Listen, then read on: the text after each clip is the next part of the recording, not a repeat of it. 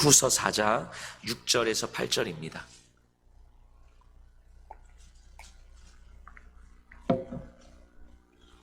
디모데후서 4장 6절에서 8절입니다. 우리 한 목소리로 함께 읽겠습니다. 전제와 같이 내가 벌써 부어지고 나의 떠날 시각이 가까웠도다. 나는 선한 싸움을 싸우고 나의 달려갈 길을 마치고 믿음을 지켰으니 이제 후로는 나를 위하여 의의 면류관이 예비되었으므로 주 곧 의로우신 재판장이 그날에 내게 주실 것이며 내게만 아니라 주의 나타나심을 사모하는 모든 자에게도니라. 아멘. 바울은 이제 디모데후서 마지막 장을 쓰고 있는데요, 우리가 기도했던 것처럼 평생을 복음 앞에 살아왔던 한 노 사도가 당신의 죽음을 이제 예감하고 이제 곧 얼마 남지 않은 내 삶에서 자신이 할 수 있는 모든 에너지, 모든 진액을 다 쥐어짜서 한마디 한마디 쓰고 있거든요. 특별히 오늘 4장의 말씀은 바울이 정말 죽음을 앞에 두고 자신의 인생을 돌아보는 이야기예요. 이 마지막이라고 스스로도 생각하고 있는 거죠. 그리고 오늘 지금 이 시간이 특세 마지막 날이고요. 이 마지막 날을 이렇게 준비하면서, 어제 새벽에 말씀 준비하면서 제 안에 들어왔던 가장 큰 소망이 뭐냐면, 이제 자야 되겠다. 이 예배 끝나고 가서 좀 잠 좀 자고 싶다. 뭐 이런 마음이었어요. 근데 제가 이 특세 마지막 날을 이 새벽 예배 드리고 아마 오전에 좀 잠을 잘 것 같거든요. 오전에 막 지금도 이제 막 설레요. 잠을 잘 거라는 생각에. 근데 제가 잠을 좀 편안하게 자려면, 뭐 오전에 얼마나 잘지 모르겠지만 좀 편안하게 자려면 이 지나온 이 4일 오늘까지 이 5일의 시간을 돌아봤을 때 완전히 죽쓰면 이번 특세 완전 죽었다 막 이러면 이 잠도 못 잘 것 같아요, 제가. 근데 아마 이 지난 5일간 특세를 돌아보면서 그래도 정말 애를 쓰면서 달려왔던 지난 시간이었다, 5일의 시간이었다라고 그래도 나름 어떤 평가를 할 수 있다면 조금 더 잠을 잘 수 있지 않을까라는 생각을 한편으로 해봅니다.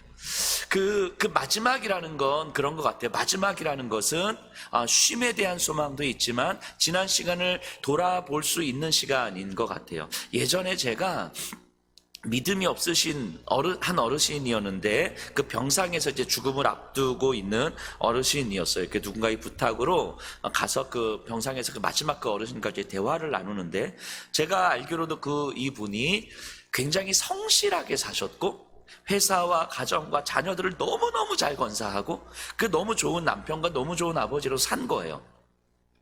근데 이 어르신이 병상에서 이제 마지막 저하고 대화를 나누는데 뭐라고 말씀하시냐면, 목사님, 제가 지금 너무 두렵습니다.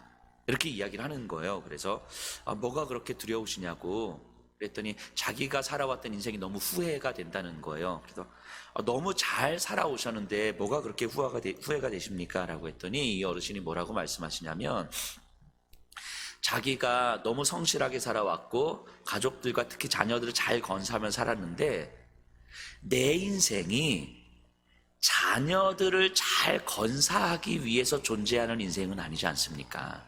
내 인생에서 자녀들을 건사하는 게 너무 중요한 일인 건 맞는데 자녀들을 건사하는 일 자체가 내 인생은 아니지 않습니까? 근데 내 인생을 돌아보니까 가족들을 건사하고 자녀들을 건사하는 일 외에 자기 인생이 없었다는 거예요. 그러니까 내가 왜 살아야 되는지, 내 인생의 의미가 없다는 거예요. 그냥 이게 전부인 줄 알고 열심히 최선을 다해서 살았고 자녀들을 건사했는데 내가 이 땅에 존재하는 이유가 자녀들을 잘 건사하는 거였구나, 이것밖에 안 남아있다는 거죠. 그래서 자기 인생을 돌아보는데 너무 두렵다라고 말씀을 하시는 거예요. 근데 저는 그 말씀을 들으면서 너무너무 놀라기도 했지만 너무너무 공감이 되기도 했어요.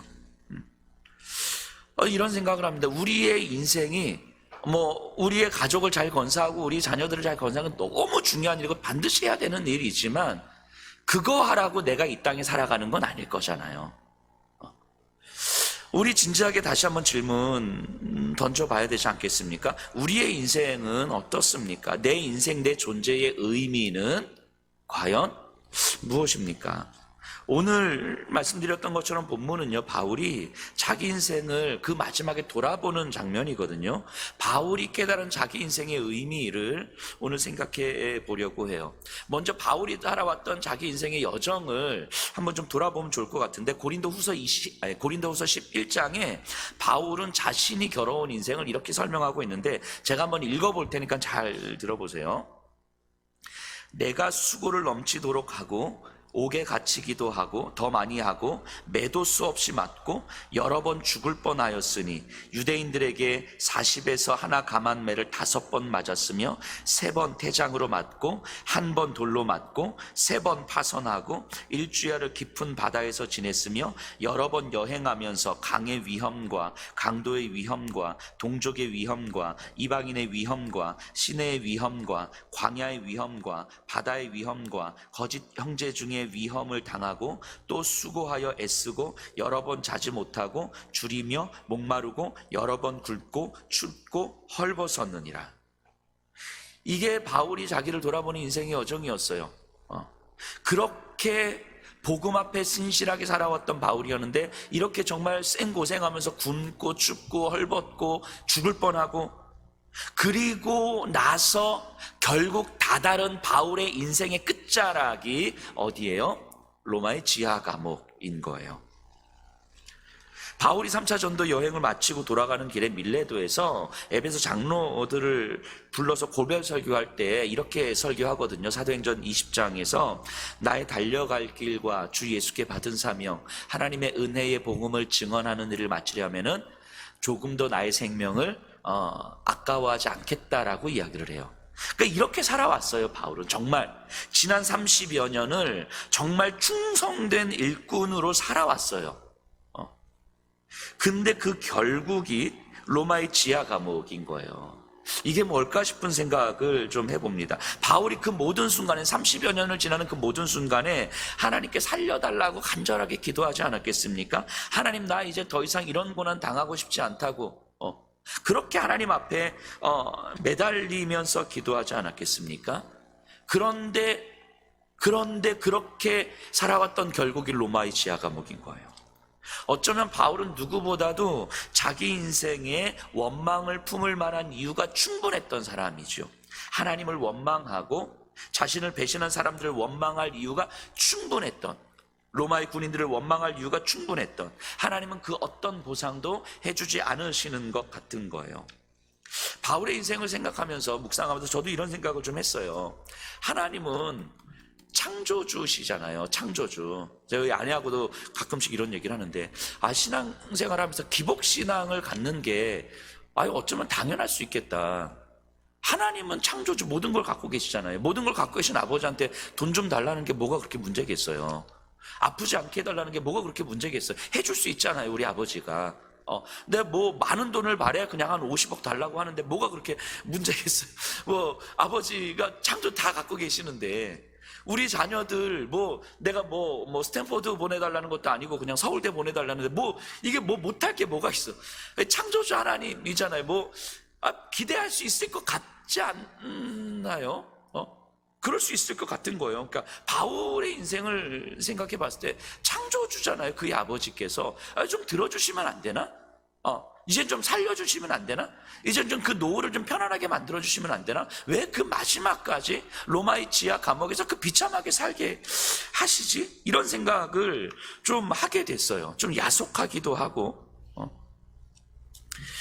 근데 바울은, 저는 이런 생각을 하는데 바울은 그러지 않았던 것 같아요. 바울은 선명하게 깨달았던 것 같아요. 로마 지하의 감옥에 있으면서 자기 인생을 돌아보면서 하나님은 지금 자신을 가장 거룩한 존재로 대우해주고 계시는구나.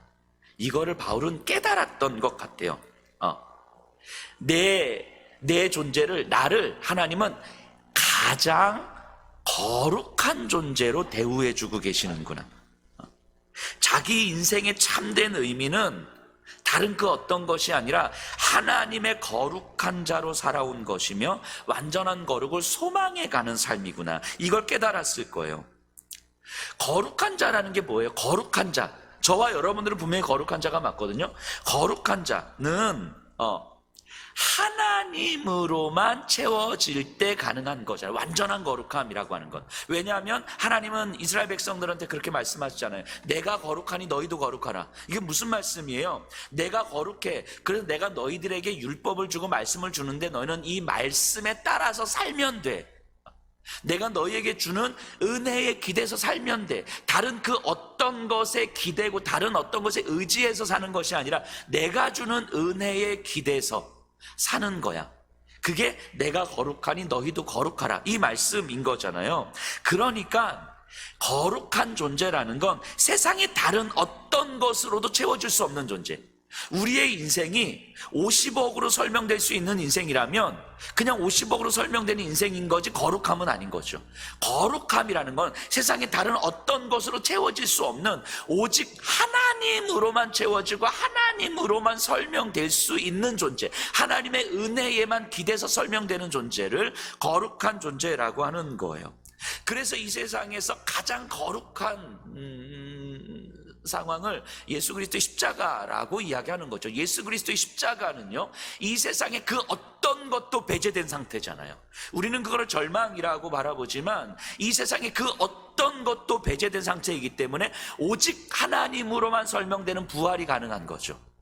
그래서 십자가를 거룩이라고 이야기하는 거예요. 인간은요, 하나님의 가장 거룩한 생명으로 채워질 때 가장 거룩해지는 거죠. 그렇게 봤을 때 바울은요, 자기 인생 여정을 돌아봤을 때 하나님이 자기를 가장 거룩한 존재로 지금 대우해주고 계시는 거구나. 마지막까지, 내 인생의 마지막까지 하나님은 나를 거룩한 존재로 대우해주고 계시는 거구나 라는 걸 지금 깨닫고 있는 것 같아요. 그래서 세상의 그 어떤 것으로도 내가 기대지 않도록 만들어주시는구나, 이걸 깨닫고 있는 거죠. 그래서 6절에서 이렇게 고백하는 거죠. 전제와 같이 내가 벌써 부어지고 나의 떠날 시각이 가까웠도다. 이 전제는 이 예배자가 이렇게 제사를 드리는 자가 이제 제단 밑에 이렇게 붉은 포도주를 이렇게 쏟는 것, 이거를 이제 전제라고 해요. 이 포도주는 희생 제물로 드려진 어린 양의 그 피를 상징하는 거고요.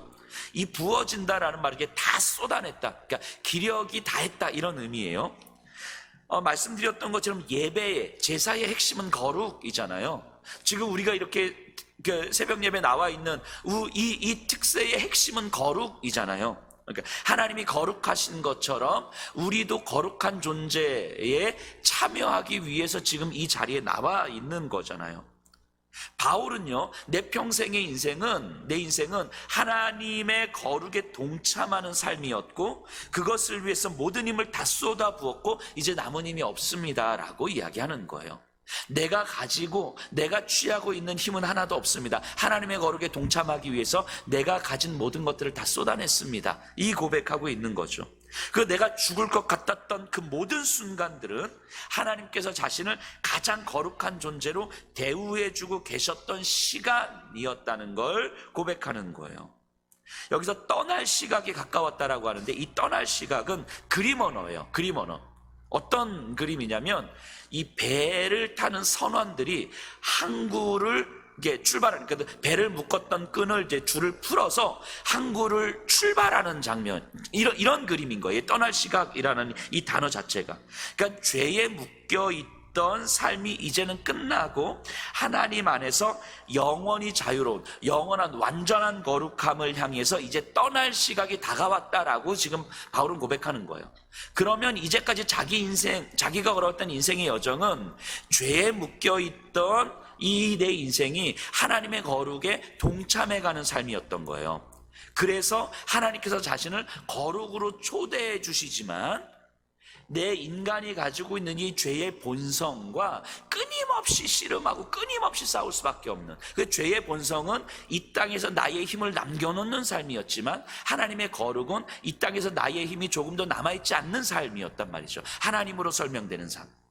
그래서 바울이 로마서에서도 이야기하잖아요. 오호라 나는 곤고한 사람이로다. 누가 나를 이 사망의 몸에서 건져냈고. 하나님의 거룩에 동참하는 삶을 살았음에도 불구하고 여전히 죄의 본성 가운데 살아갈 수밖에 없는, 여전히 자존심이 상하고 여전히 마음이 상하고 여전히 누군가를 향해서 분노하고 여전히 누군가를 미워하고 여전히 내 안전을 취하고 싶고 여전히 이 땅에서 거처를 만들어주고 싶고, 이게 뭐가 그렇게 나빠? 라고 생각하면서 당연하게 이 땅의 안전한 삶을 추구하고 싶은 삶과 하나님의 거룩에 동참하면서 그리스도의 십자가의 길을 그 십자가의 길로 초대하는 하나님의 초대, 이 사이에서 끊임없이 몸부림쳤던 시간인 거잖아요. 그렇게 하나님은 나를 거룩한 존재로 대우해 주셨고, 그럼에도 죄의 본성과 끊임없이 씨름하는 삶을 살아왔었는데, 이제 이 죄에 묶여있던 끈을 풀러서 완전한 하나님의 거룩에 동참할 수 있는 시각이 가까웠습니다 라고 지금 이야기하고 있는 거예요. 이게 6절의 말씀이죠. 그리고 7절이 나오는 거죠. 나는 선한 싸움을 싸우고 나의 달려갈 길을 다 마치고 믿음을 지켰으니, 이 선한 싸움, 하나님의 거룩함에 대한 초대와 죄의 본성이 그것을 가로막고 있는 것 사이의 싸움인 거죠. 이 싸움은 고뇌하다, 번민하다 이런 말이거든요. 그러니까 죄에 묶여있던 삶은 바울에게는 믿음의 싸움, 믿음의 고뇌, 믿음의 번뇌, 믿음의 눈물을 흘릴 수밖에 없었던 거죠. 그러니까 믿음이 있었기 때문에 끊임없이 고뇌하고 끊임없이 고민하는 거죠. 완전히 해결된 상태에서 믿음의 한 걸음이라는 건 바울의 인생에 없었던 거예요. 끊임없이 싸움하고, 이게 맞나 저게 맞나 꼭 이렇게까지 해야 되나? 그런데 그렇게까지 해야 될 것 같은 거죠. 왜냐하면 예수 그리스도께서 그렇게까지 하셨기 때문에. 하나님은 자신을 완전히 거룩한 존재로 대우해 주셨고, 거룩으로 초대해 주셨고, 그래서 죄의 본성과 믿음의 싸움을 싸워갔던 그 시간의 여정들이었다는 것을 바울은 고백하고 있는 거예요. 그리고 이제 그 싸움 거의 끝났다라고 이야기를 하는 거죠.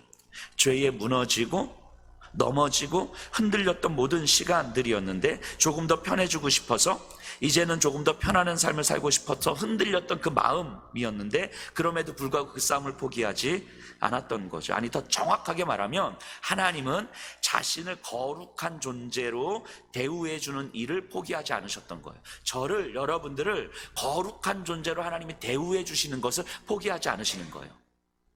이건 바꿔 말하면 이 땅에서 내가 가질 수 있는 힘을 끊임없이 깨뜨리시기를 포기하지 않으셨다는 거죠.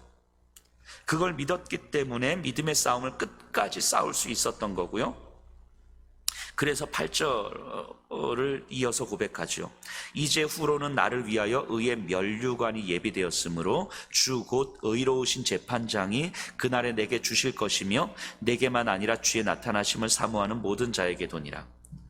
평생을 신실하게 달렸던 바울이었잖아요. 하지만 세상은 바울을 고발했어요.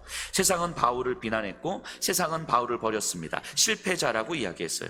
하지만 바울은 믿음의 이 싸움을 싸워가는 여정 중에서 조금씩 더 큰 믿음을 갖게 됐어요. 세상은 자신을 실패자라고 고발하고 판결했지만, 진짜 재판장이신 예수님은 바울이 옳았다고 판결해 주실 거라는 거예요.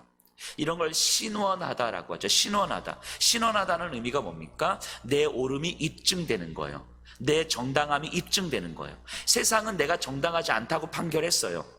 하지만 진짜 재판장이신 예수님은 내가 정당하다고, 내가 옳았다고 판결해 주실 거예요. 그래서 의의 면류관, 즉 승리의 면류관을 나에게 주실 거라고 믿는 거예요. 지금 바울에게 사형 판결을 내린 사람이 네로 황제잖아요. 네로 황제는요, 바울이 유죄라고 판결하고 사형 선고를 내렸지만, 곧 의로우신 재판장이신 예수 그리스도는 바울이 의롭다고 판결하실 거예요. 그때가 되면 네로의 판결이, 이 세상의 모든 힘을 갖고 있었던 그 세상의 판결이 예수 그리스도의 판결에 의해서 완전히 역전될 거예요. 이것이 바울에게는 믿어지는 거예요. 그러니까 세상이 나를 비난하고, 세상이 나를 판결하고, 세상이 나를 실패자라고 이야기할 때 이 판결이 내 존재를 흔들 수 없다는 사실을 바울은 믿는 거예요. 왜냐하면 그리스도의 판결이 이 모든 판결을 뒤집어 엎을 것이기 때문인 거죠. 이게 바울의 고백이에요. 그래서 지금 로마의 지하 감옥에 있어서 매우 비참한 것 같고, 하나님이 아무런 보상도 안 해주시는 것 같지만, 사실은 그게 아니고, 내 인생을 돌아볼 때 하나님은 나에게 가장 거룩한 존재로 나를 대우해 주시는, 가장 거룩한 삶으로 나를 초대해 주시는 인생의 여정이었음이 깨달아지는 거예요. 이게 바울이 삶의 마지막에서 자기 인생을 돌아보는 것이었죠. 내 인생이 만약에 돈으로 채워지는 인생이었다면 정말 어쩔 뻔했을까? 아마 소름 끼쳤을 거예요. 내 인생이 권력으로 채워지는 인생이었다면, 하나님의 거룩함이 아니라 하나님으로 설명되는 인생이 아니라 세상의 권력과 힘과 로마 시민권자로서 나를 누릴 수 있는 그 모든 특권들로 설명되는 인생이었다면, 그래서 지금 편안하게 로마 지하 감옥이 아니라 로마의 호텔에서 지내고 있는 나를 바라본다면, 야, 이건 내가 내 인생 어쨌을까? 어떨 뻔했을까? 아마 바울은 지금 이러고 있는 거죠. 물론 그렇다고 해서 예수님 믿으면 맨날 지질이 궁상 떨면서 살았는데 이걸 이야기하는 건 아닌 거예요. 지금 바울에게 허락된 삶에 있어서 바울은 하나님께서 자신을 거룩으로 초대해 주는 삶의 여정이라고 자기 인생을 해석하고 있는 거죠. 아마 내 인생이 다른 것들로 채워졌다면 내 존재의 거룩함이 훼손되었겠구나. 그러니까 하나님은 저와 여러분들을 바라보시면서 우리가 얼마나 거룩한 존재인지를 끊임없이 알게 해주시는 거예요. 우리 같은 여기 계신 분들이 얼마나 거룩한 존재인데, 이 거룩한 존재가 그 돈으로 채워지는 인생, 그 말이 안 되는 거예요. 돈으로 어떻게 우리의 거룩한 존재를 설명할 수 있어요? 사람들의 인정과, 이 세상에서 인정과 명예로 어떻게 우리의 그 거룩함을 설명할 수가 있어요? 이 세상에 있는 것들로는 여러분들의 그 거룩함을 어떻게 설명할 수가 없는 거예요. 그러니까 그런 것들이 아닌 오직 하나님으로만 설명되어지는 삶, 이것이 우리의 거룩함이 증명되는 방식인 거죠. 하나님은 우리 그 거룩함으로 초대하시는 거예요. 이 거룩함을 바라보는 시선이 없으면 그 인생을 우리는 고난밖에 남아있지 않다라고 보겠지만, 이 믿음의 시각과 이 거룩함을 바라볼 수 있는 시선이 있다면 하나님의 초대로 보여지는 거죠. 그래서 말씀드렸던 것처럼 예수님의 십자가의 죽음이 가장 거룩하다고 우리는 이야기하는 거예요. 그리고 그 거룩한 십자가의 길이 우리의 인생이라고 우리는 고백할 수 있는 거죠. 그래서 누구보다도 원망 가득할 수 있었던 삶이 그 어떤 원망도 아닌 참된 해방과 참된 승리, 예수님께서 신원해 주시는 삶이라고 고백할 수 있는 거예요. 여러분들 8절 후반부 한번 보세요. 내게만 아니라 주의 나타나심을 사모하는 모든 자에게도니라. 바울은 지금 이 얘기하고 있는 거죠. 자신과 같은 믿음을 가진 자들에게도 이와 똑같은 일들이 일어날 것이다. 지금 디모데에게 쓰고 있는 거잖아요. 디모데야, 너의 믿음이 나의 믿음과 같은 믿음이라면 너의 삶도 이와 같을 것이다. 하나님이 너를 얼마나 거룩한 존재로 바라보고 계시는지 세상이 그 어떤 것도 너의 거룩함을 담을 수가 없어서 하나님의 거룩함으로만 너의 삶을 설명하도록 해주실 거야. 그러니까 너의 삶이 때로는 힘겹고, 때로는 눈물이 나고, 때로는 그 고뇌와 번민이 끊이지 않는 것 같고, 때로는 업신여김을 당하는 것 같아서 너무너무 불편할 수는 있지만, 그 모든 여정들이 하나님께서 너를 거룩한 존재로 대우해 주시는 과정이다 라고 지금 이야기를 하는 거예요. 그리고 에베소 성도들에게도 예수께서 이루실 이 거룩에 대한 초대, 재판장이신 예수님께서 완전히 역전하실, 세상의 판결을 완전히 역전하실 그날을 소망하게 될 거라는 거지요. 그래서 지금도 충분히 나는 거룩한 존재로서의 삶을 살고 있다고 로마의 지하 감옥에서 말하고 있는 거예요. 그리고 저와 여러분들이 바울에게 허락된 믿음과 같은 믿음이라면, 주 예수 그리스도를 믿는 믿음이라면, 삼위일체 하나님을 믿는 믿음이라면, 우리의 죄를 위하여 십자가에 죽으시고 부활하신 예수 그리스도를 믿는 믿음이라면, 그 주님께서 완전하신 재판장이시며 이 세상의 끝날에 반드시 오셔서 이 세상을 산자와 죽은 자를 심판하실 분이라는 그 믿음이 있는 믿음이라면 여러분들이 이와 같은 일이 일어날 거라고 말씀하시는 거예요. 하나님은요, 저와 여러분들을 거룩한 존재로 대우해 주기를 원하시는 거예요. 그래서 하나님은 이 세상의 힘으로 채워져 가는 삶을 내버려 두실 수가 없는 거예요. 로마서에서 인간을 향한 하나님의 가장 큰 저주가 뭡니까? 뭐라고 말씀하세요? 내버려 두신다고 이야기하는 거죠. 내버려 두시는 거라고. 돈으로 설명되는 삶으로 내버려 두시는 거예요. 권력과 인정으로 설명되는 삶으로 내버려 두시는 거예요. 자아 충족감으로 설명되는 삶을 내버려 두시는 거예요. 그게 가장 비참하다고 이야기하는 거죠. 하나님은 우리를 내버려 두실 수가 없으시기 때문에 그런 것들로 채워지지 않기를 끊임없이 우리에게 원하시는 거예요. 하나님으로만 채워지기를 원하시는 거예요. 그래서 세상의 다른 것들로 여러분들을 채우도록 하나님은 놔두지 않으실 거라는 거죠. 그것이 여러분들을 가장 거룩하게 대하는 것이고 가장 사랑하는 방식이니까요. 그것을 믿기 때문에 믿음의 여정이 시작되는 거예요. 그래서 이걸 선한 싸움, 믿음의 싸움이라고 이야기하는 거죠. 믿음이 있기 때문에 끊임없이 고뇌하고 번민하면서 분투할 수밖에 없는 거예요. 왜요? 죄의 본성이 여러분들을 묶고 있을 테니까. 예수를 믿는 자가 고뇌하지 않고 분투하지 않고 번민하지 않는다는 건 말이 안 되는 거죠. 그래서 지금 여러분들의 삶에서 믿음의 고뇌가 있어야 하는 이유가 바로 여기에 있는 거예요. 믿음의 고뇌가 있다면 하나님이 여러분들을 거룩한 존재로 대우해 주고 있다는 증거이기 때문인 거죠. 세상은 그런 우리를 때로는 비난하고 때로는 실패자라고 말할지 모르겠지만 참된 재판장이신 예수님은 결국 우리 손을 들어주실 것입니다. 승리의 면류관을 씌워주실 거예요. 갚아주실 거예요. 반드시 갚아주실 거예요. 그리고 요한계시록에서 이야기하는 것처럼 주님이 우리를 만났을 때 제일 먼저 해주시는 것이 뭐냐면 우리의 눈에서 눈물을 닦아주시겠다고 말씀하시는 거예요. 이 믿음의 선한 싸움을 싸우느라고 흘렸던 그 눈물들을 하나님은 분명히 갚아주실 거라고 말씀하시는 거예요. 내가 너희 눈에서 눈물을 닦아줄 것이라고 말씀하시는 거예요. 그렇기 때문에 우리를 당당하게 만드는 거예요. 이 믿음은 세상의 것으로 어떤 것으로도 채워질 수 없는 삶이지만 당당할 수 있는 이유는 이 믿음 때문인 거죠. 세상의 판결을 장엄하게 역전시킬 예수 그리스도의 판결을 소망하기 때문인 거죠. 그렇기 때문에 이 믿음의 눈물을 흘리는 삶을 우리 계속 걸어갔으면 좋겠습니다. 믿음의 눈물이 멈추지 않는 삶을, 믿음의 고뇌가 멈추지 않는 삶을. 그래서 이 믿음의 선한 싸움을 싸우느라고 아프고 힘들고 찢기고 주저앉고 그래서 주님의 은혜를 구할 수밖에 없고 십자가 앞에 매달릴 수밖에 없는 이 삶을 우리 계속 살아가십시다. 우리 함께 기도했으면 좋겠습니다.